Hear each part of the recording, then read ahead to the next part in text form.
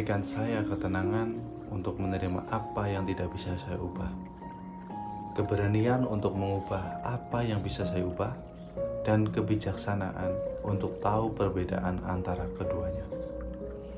Saya suka kata-kata dari teolog Reinhold Newburn ini, menenangkan.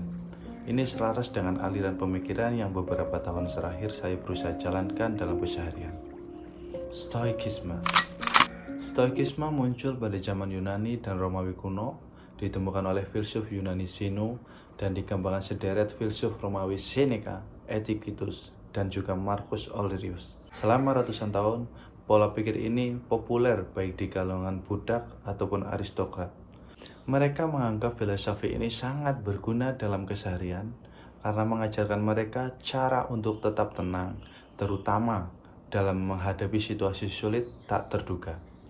Salah satu tujuan penting dalam stoikisme adalah penguasaan diri, self-mastery.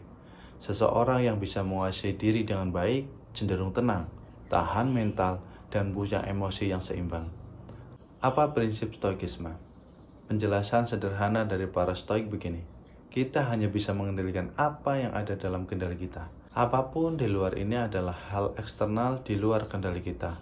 Karena itu, yang kita bisa kendalikan hanyalah penilaian kita terhadap hal-hal eksternal ini. Hal eksternal yang dimaksud adalah semua peristiwa, situasi, ataupun tindakan dan perilaku orang lain terhadap kita. Contoh situasi. Yuk kita lihat dari lensa stoikisme. Dalam dunia kerja, Anda berharap dapat promosi. Yang ada dalam kendali Anda adalah kualitas kerja Anda, waktu dan usaha yang Anda kerahkan untuk mencapai kinerja yang bagus dan hasil yang harapannya maksimal. Anda juga bisa memastikan bahwa kinerja dan hasil ini terlihat oleh mereka yang punya wewenang untuk memberikan Anda promosi. Yang tidak dalam kendali Anda di situasi ini adalah apakah bos akan memilih Anda untuk dipromosikan. Banyak faktor mempengaruhi keputusan ini. Faktor di luar kendali kita, apapun itu.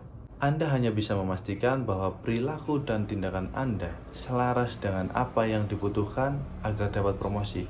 Semakin Anda mencoba untuk mengendalikan apa yang ada di luar kendali Anda, semakin Anda frustasi, kecewa, atau bahkan sakit hati dengan yang terjadi di luar harapan Anda. Jadi, tetap berusaha dan bekerja sebaik mungkin. Jika kinerja diapresiasi, syukur. Jika belum, seorang stoik tidak akan menghabiskan tenaga atau waktu sedikit pun untuk mengeluh. Seorang stoik menyadari dia mempunyai kendali penuh untuk memutuskan apakah mau sabar menunggu atau pindah kerja. Sama halnya dengan persoalan keinginan kita untuk disukai. Seseorang tidak suka dengan Anda, punya persepsi buruk tentang Anda.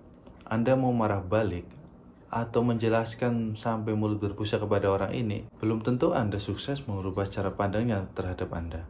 Seorang stoik tidak akan buang waktu atau energi adu mulut meyakinkan orang lain bahwa ia orang baik. Ia akan menunjukkan melalui tindakan-tindakan yang selaras dengan kebajikan secara konsisten dalam kesehariannya.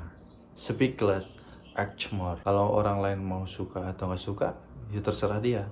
Dalam hidup, seorang stoik mengharapkan yang terbaik, tapi juga menyiapkan diri jika skenario terburuk terjadi. Mereka juga melatih diri menciptakan jarak emosi atau detachment yang sehat terhadap hal-hal di sekitarnya. Karena kita kalau cermati, sebetulnya tidak ada yang permanen dalam hidup ini. Barang kesayangan bisa nggak sengaja rusak atau hilang. Begitu pula pekerjaan. Orang tercinta bisa pergi dalam kehidupan kita secara tiba-tiba. Apakah karena alasan pribadi atau dipanggil yang kuasa. Begitu pula dengan kekuasaan, kekayaan, reputasi. Nggak ada jaminan pasti keberlangsungan hal-hal ini dalam kehidupan kita. Berjarak secara emosi tidak menjadikan kita manusia yang dingin atau nggak peduli. Malah sebaliknya, karena tahu betul apa yang kita miliki sekarang, orang-orang yang ada di kehidupan kita sekarang bisa hilang atau pergi kapan saja. Ini mendorong kita semakin menghargai dan tidak menyanyiakan mereka selagi masih ada dalam hidup kita. Itulah tadi pembahasan singkat tentang stoikisme. Semoga kita bisa mengambil nilai-nilai positif dalam prinsip stoikisme. Video ini bertujuan untuk memotivasi kita semua dan juga untuk memenuhi tugas akhir dari mata kuliah kecerdasan emosional. Saya Fian Anggi Saputra, terima kasih.